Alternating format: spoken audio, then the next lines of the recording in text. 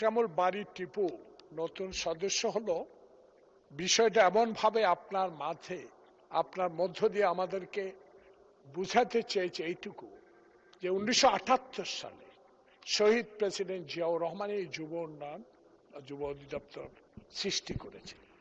বিগত দিনগুলোতে আমি জাতীয় ফুটবল প্লেয়ার আমিনুল অত্যন্ত জনপ্রিয় ফুটবল খেলার, তার কাছে আমি আপনার মাধ্যমে জানতে চাই এই যে যুব উন্নয়নের প্রশিক্ষণ নামে 16 বছর যারা এই সংসদে অনির্বাচিত ভোটবিহীন এসে তাদের দলীয় লোকগুলোকে প্রশিক্ষণ দিয়ে যুব মন্ত্রণালয়ে সম্পৃক্ত করেছে, যেটা আমি আল্লাহ পাক আমাকে শহীদ প্রেসিডেন্ট জিয়া খালেদা জিয়া ধানের শীষের কারণে এখানে 6 বার আসার সৌভাগ্য হয়েছে।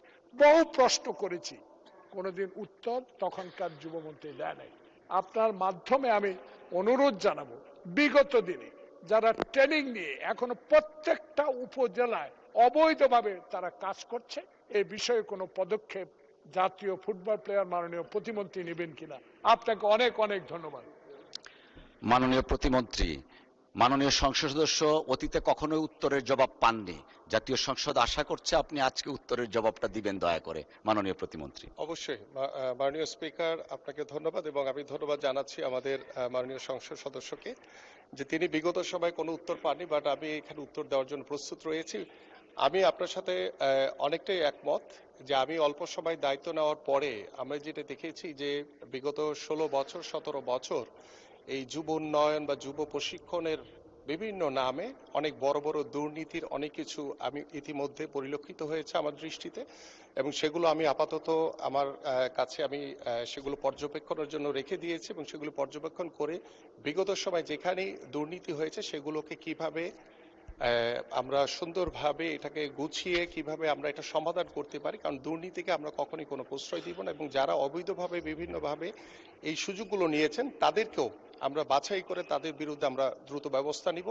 পাশাপাশি আমরা যুবকদের কর্মসংস্থানের জন্য, যুবতীদের কর্মসংস্থানের জন্য আমাদের মাননীয় প্রধানমন্ত্রী যে নির্দেশনা রয়েছেন সেই নির্দেশনা অনুযায়ী ইতিমধ্যে আমি আগামীতে আমাদের যে কর্মসংস্থানের লক্ষ্য নিয়ে যে আমাদের কার্যক্রম এবং আমরা কিভাবে যুব উন্নয়ন অধিদপ্তরের মাধ্যমে আমরা আরো ব্যাপকভাবে কর্মসংস্থান ব্যবস্থা করতে পারি এবং প্রশিক্ষণগুলো যাতে একদম সঠিকভাবে করা হয় সেগুলো আমি নিজে তদারকি করব ইনশাআল্লাহ ভবিষ্যতে।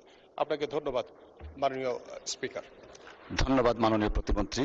আমরা প্রত্যাশা করছি, আশা করছি মাননীয় সংসদ সদস্য জনাব জয়নাল আবেদিন ফারুক সাহেব আপনি আপনার জবাবটা পেয়েছেন, দীর্ঘদিন পাননি, আজকে পেয়েছেন। আরেকটি সম্পূরক কোশ্চেন, জাতীয় সংসদের মাননীয় সদস্য শেরপুর 1 আসন থেকে নির্বাচিত রাশেদ